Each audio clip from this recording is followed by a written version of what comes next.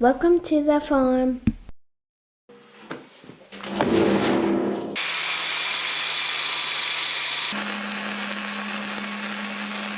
Welcome to the farm. I'm Justin, and today we're going to get back on our metal workbench build, and hopefully we can get our casters on today. I don't know if we'll get the whole thing finished, but we're going to get something done. So let's quit talking and let's get to work. So in the previous video on the workbench, I was working on welding the top on, and I got it partially completed. So off camera, I fully completed welding it all the way around and ground down the welds and put some paint on it. I didn't do any welding in the center, and after I released that last video, a couple of you suggested that I should do some welds in the center, so I'll probably end up doing that in a different video. It won't happen in this one. But anyway, here's what it looks like. The welds on the edge turned out okay. There's a lot of little divots and stuff in it, and the grinding's not the smoothest, but it's a workbench. I'm going to beat on it. I'm just going to leave it with black paint. When you look from a distance, you can't even tell. So it is what it is. Alright, so now we can start getting prepped for welding our wheels on. Basically, I'm just going to take a flap sanding disc on the grinder, clean the paint off, clean the rust off, so I can get a nice clean weld.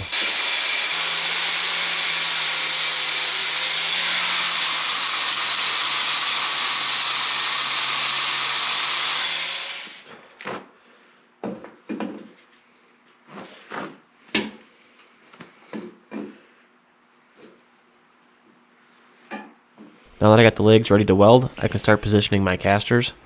And I was going to use these magnetic welding brackets, but I've been really disappointed with them. They don't seem to hold very well. I have some bigger ones and they seem to hold even worse.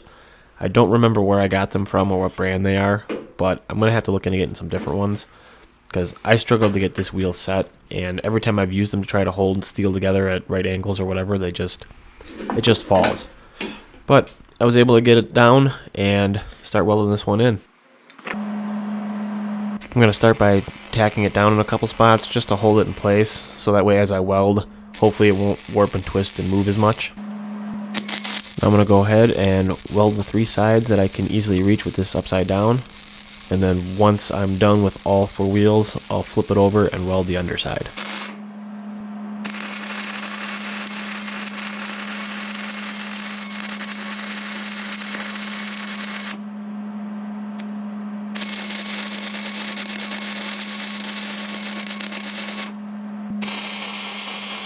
And then I can just repeat the same process on the next leg.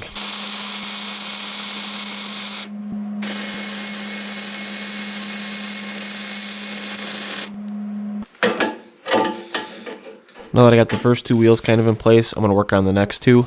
And I actually got two different style wheels. I went with two straight wheels and then two swivel wheels.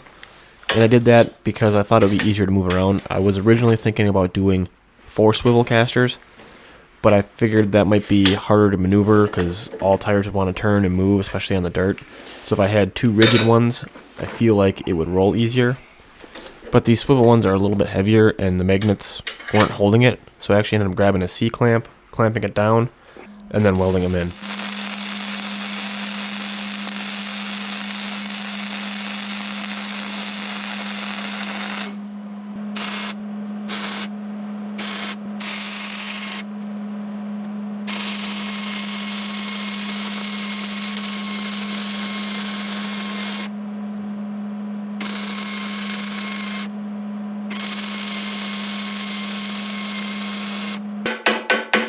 Now that I got all 4 wheels welded on, I'm going to go ahead and clean up the welds.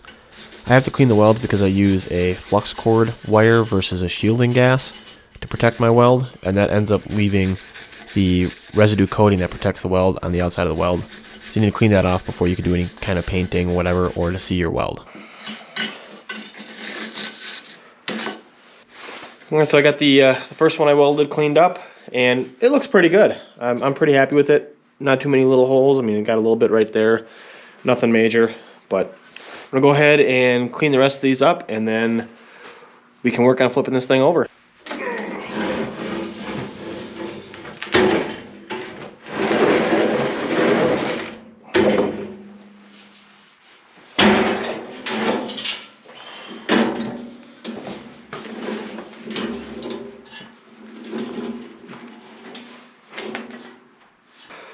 Well, the table's up on wheels and I think it rolls pretty good. It's a heavy table.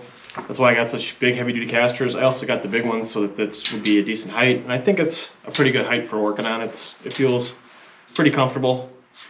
I'll just kind of guess, and I never measured anything out. So happy with how that turned out. Well, we'll go ahead and see if we can't support these wheels up some more, do a little more welding on them. So I'm going to start by welding in the bottom of these swivel casters. And the one thing I need to watch on these is to make sure I don't get any weld in that center circle, because that's what the caster pivots on. And if I were to get weld in there, it won't pivot anymore. So I'm welding all the way around except for that one corner.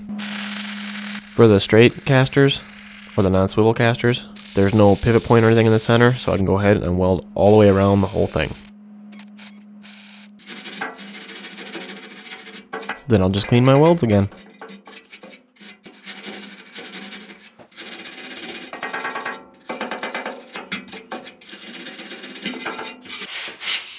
So these particular tires are air-filled, and the directions on the tires say you're supposed to use a hand pump and do not overinflate above 35 psi. I don't have a hand pump, so I'm going to use my compressor. It's very easy to overinflate these things and damage them. So what I did is I took my regulator and I turned it down to 35 psi, so there's no possible way for me to overinflate these tires.